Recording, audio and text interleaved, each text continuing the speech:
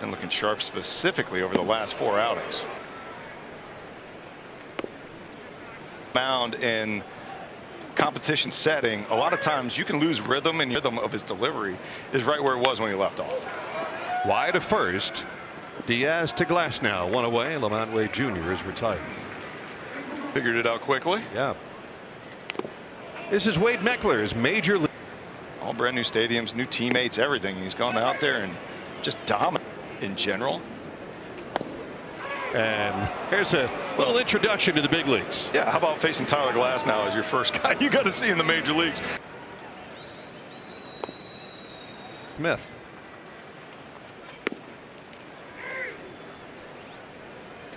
Well, you talk about his.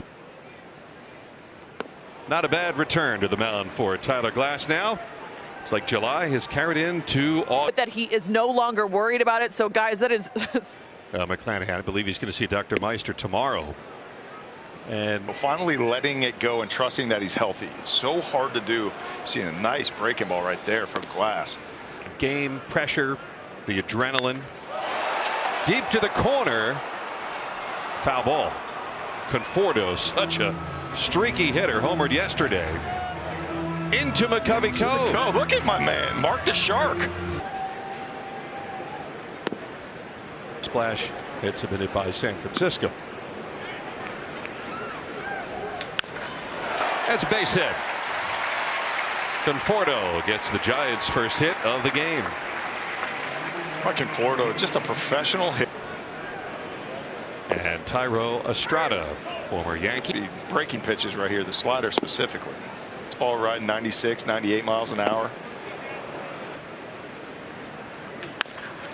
Could be two. Basabe to Paredes, out at first, said Chad Whitson, the first base umpire. And at least as for now, it's a 6-4-3 double. Thanks for the rest of this year. I mean, having Glasnow at the top end of this rotation, seen in the big leagues. 6'8", going out there, 97. Better now than he was prior to the injury. More of a going on with that said delivery. Sometimes when I talk on his pitch, on his changeup to get a little more depth. And I didn't get past intro to physics. I know, but that's. And down goes Blake today. Sable, fourth strikeout for Glasnow. Especially over the last few outings, is that the break to the breaking ball, you don't have the same feel for the breaking ball. And boy, we're seeing it from Glasnow. And then when you talk about him being on. And what you're talking about now is perceived velocity.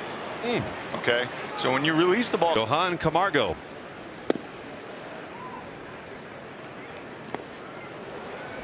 Oh.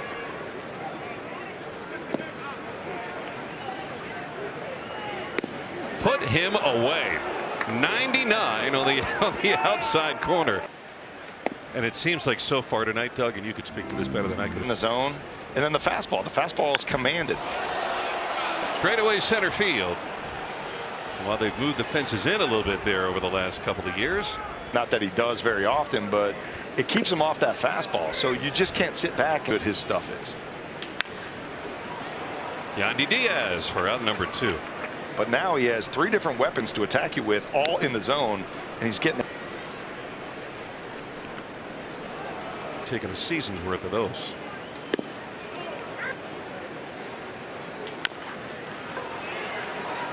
Curtis Mead, a little bit of a weird hop, but plenty of time to take care of Patrick Bailey, and a shutdown inning. Glasnow, a one-hit just going the other direction. That's a base hit by the veteran John Peterson to open up the Giants' 5th inning. And let's check in now with Trisha Whitaker. Brandon Lauer, Curtis Mead over there at shortstop to pinch in. They do feel away, but they're very encouraged with where he's at with that oblique injury, guys. Thank you. Segments of this year. But defensively, that's one thing you just cannot rush an oblique. And boy, I'll tell you, when we get Walls back, it'll be many guys better than him defensively. No, I mean, his first 3-ball count of the night.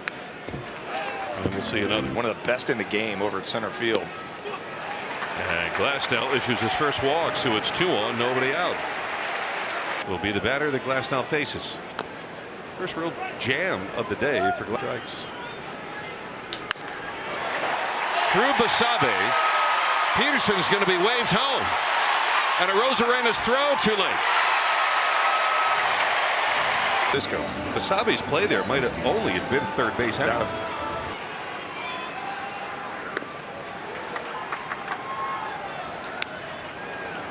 Middle will drop down and into a left-hander just underneath the barrel of the bat.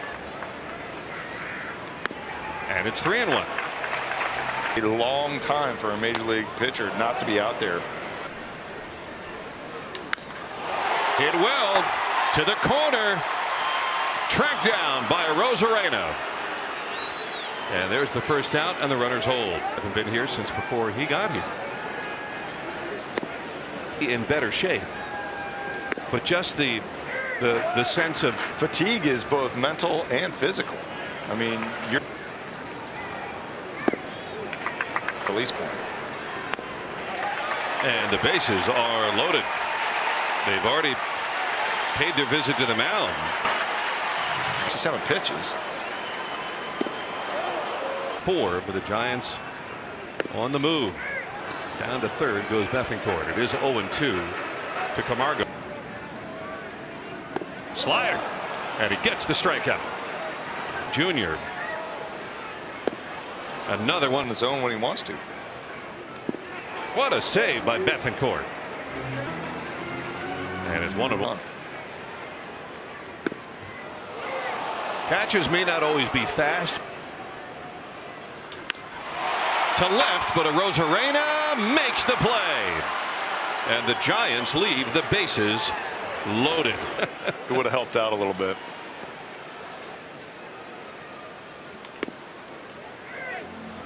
On the ground in his room, of course. You know, a kid who, how would he ever know? But Meckler.